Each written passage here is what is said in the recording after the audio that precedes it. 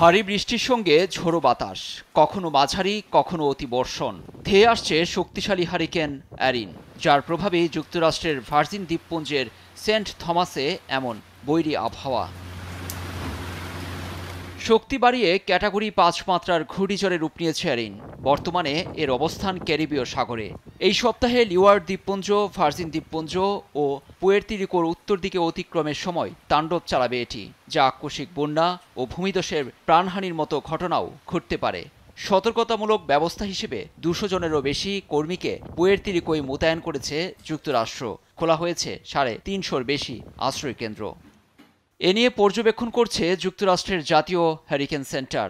সেখানকার সংশ্লিষ্ট মহল জানিয়েছে, হ্যারিকেনের সর্বোচ্চ স্থায়ী বাতাসের গতি বর্তমানে ঘন্টায় ২৬০ কিলোমিটার, যা একে বছরের অন্যতম বিপজ্জনক ঘূর্ণিঝড়ের দিকে নিয়ে গেছে।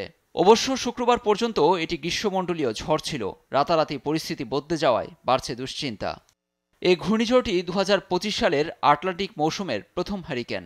আপাতত যুক্তরাষ্ট্রের মূল ভূখণ্ডে আঘাত হানার পূর্বাভাস না থাকলেও উপকূলবর্তী বাসিন্দাদের সতর্ক থাকার পরামর্শ মার্কিন প্রশাসনের। লুৎফর কবির, দেশ টিভি।